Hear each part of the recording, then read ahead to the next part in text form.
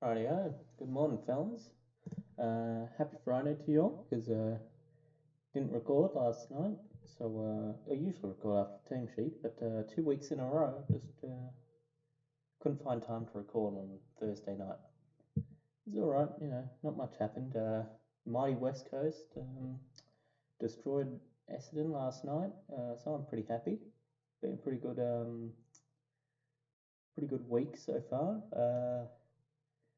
Team's already locked in, but I've already made the trades and everything. I'll go over that in a minute. As for last week's scores, I won the game last week, which I'm very surprised. Pretty much got carried on the back of Billings 169 and Walters 158. The Crips captaincy. It was interesting. I knew I shouldn't have.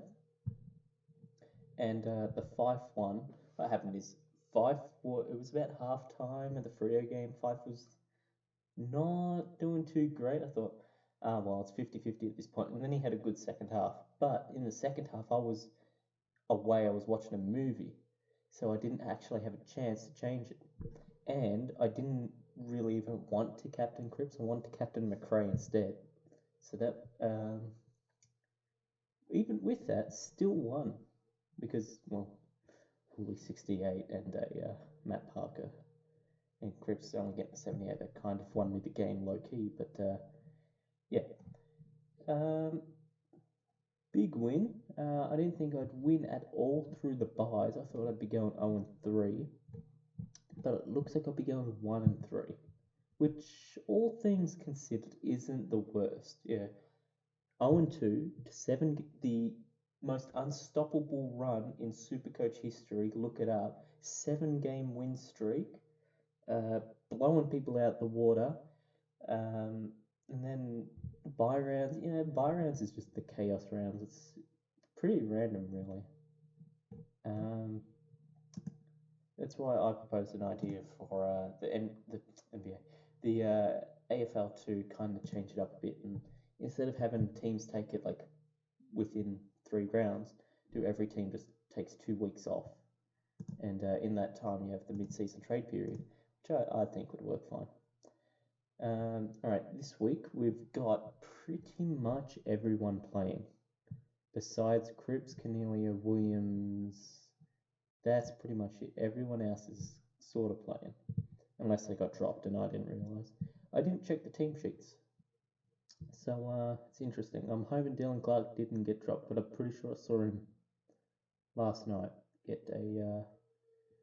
Oh no, he was tag. I want to say he was tagging Yo, but I only watched the first half. Because after that, I thought the game was kind of one-sided, and as much as I follow West Coast, I don't really watch one-sided games. I only watch close games. Hearn had his bye week. Lloyd had his bye week. Whitfield is still injured. He's just on field because I can't be bothered. And it would, if Hinge gets like an unbelievable, 350,000 score, it will take it. It's fine. Luke Ryan, Luke, yeah, it is Luke Ryan. Yes. Last time I said like Liam Ryan or something like that. No, I said something else. Logan Ryan is what I said. Logan Ryan is a linebacker in the NFL. Last time I checked, he played for the Bills. I'm not too sure who he plays for now. I only know because he's pretty good ultimate team card. He's fast and stuff. Marty Hall had his bye week. But yeah, Luke Ryan, 88. I'm gonna chalk it down to who were they playing? They were playing Port, and Port's attack isn't the most reliable. So what happens is Port will start a lot of the Port games to start off on fire. Yeah, they kick 3 goals in the opening term, but then they'll kick 3 goals, and the rest of the game they'll have to end on like 7-8 goals.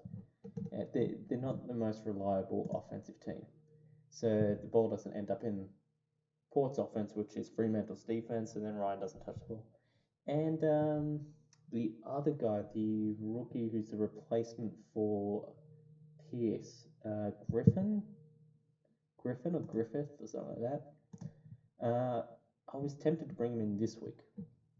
Only reason I didn't is Dylan Clark gets his price rise this week. So Griffin's probably, I think it's Griffin. Where is he? He's like 160 something. Let's give it a sec. And Benel. Griffin Logue, there we are. He had a 93. That's really good. 109 minutes played. So he is playing. It's not like he's getting the short end of the stick playtime wise either. So he is the replacement. Seeing that Pierce is out for a fair bit, going to be looking at him this week. And if I can't afford him this week, depending on his score, if it's 85 plus, I reckon that's the benchmark. I'm setting 85 plus. I'll hold back on a promo who I'm leaning towards Trelaw this week because he's got a high break even and a low price as well. I'll maybe hold back on him because then he'll have like a small price rise. Griffin Logue, he could be the Hall replacement. It's the talk. Hall, how much higher is he going to go? He's got an 87 average. How much higher can he go?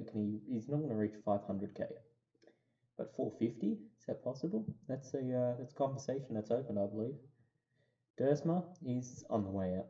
Actually, you know what? Dersma's the replacement for Logue. Forget about Hall. Forget about it. Forgot I still had Dersma. I thought I traded him out this week. Williams 143, the GOAT. 129. Neil was the bring in this week. Let's see, history and trade history. Again, I don't think it comes up on screen.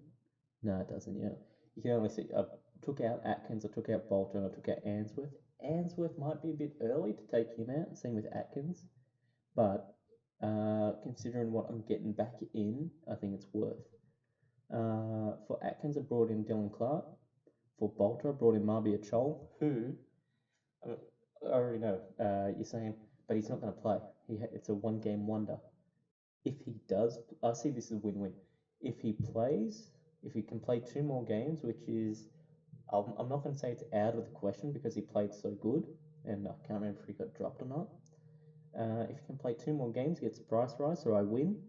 Or if he doesn't, I've got a constant forward loop, which it's kind of at that point of the season where you get that forward loop in. And so I'll always have enough forwards playing that I'll never take a donut in the forward line. Saying that, I've probably jinxed it, and the rest of the season I'll have at least 1 donut in the forward line.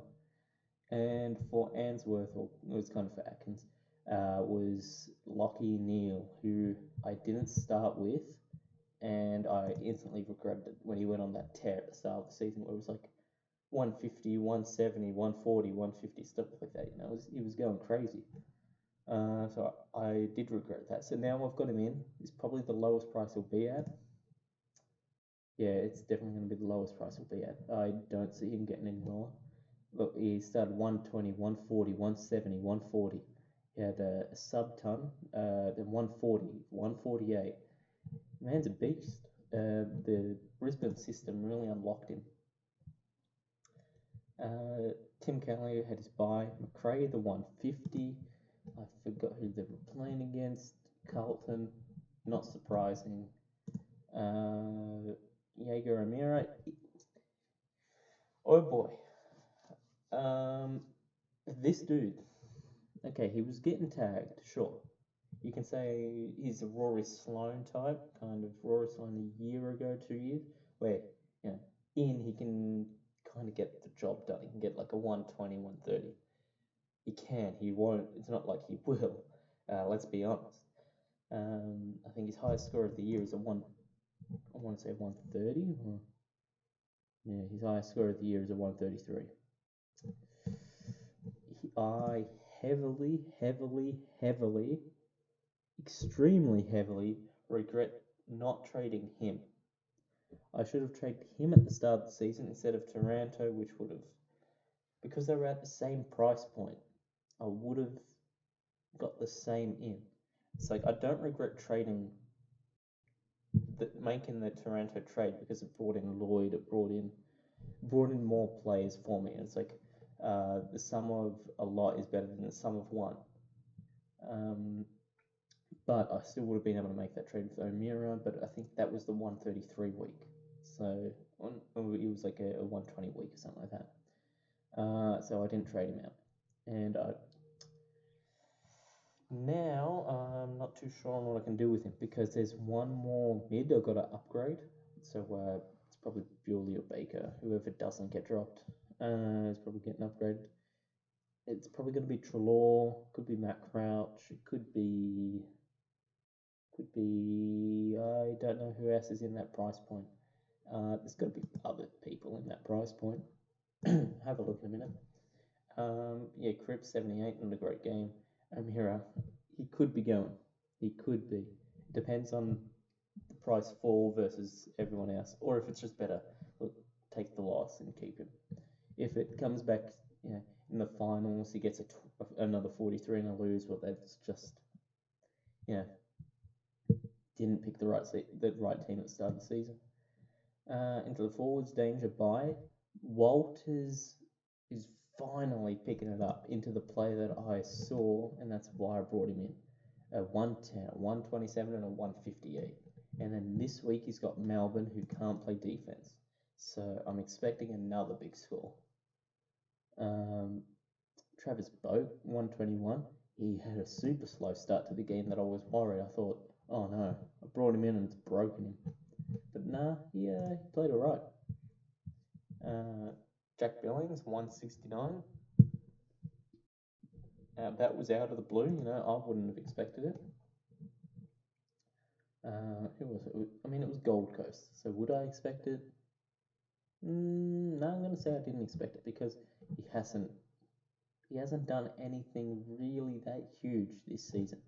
I did see, I'm pretty sure this guy knew he was joking, but he said Jack Billings was the biggest part of the season. Yeah, no, he's not. Warple 97, I mean, he is pretty much the epitome of an F6. Even though Heaney's in here now, I hope Heaney picks up. I really do. But say he doesn't, his ownership, if I can see ownership, anyway, his ownership is really high that he's got 73,000 selections. I just think there's enough people that have to take the loss of Heaney that is common pretty much every week if they don't bring in Dunkley, which is another thing I should address. I can't afford Dunkley. I want him because he is very good, but I cannot afford him. I've got 74,000 in the bank, which part of it's going to go to Dursma down to Griffin Logue. Somebody here to draw, because I don't get 3. This is the last week of 3 trades, I believe. Yeah, next week it goes back to 2, so it's Dursma and probably Oscar Baker. So is he really going to make that much more money? He's pretty much just on the list to get dropped. Anyway, just have a look at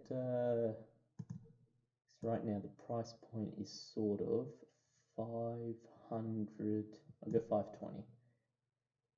Got Rory Sloane, but I reckon he goes up.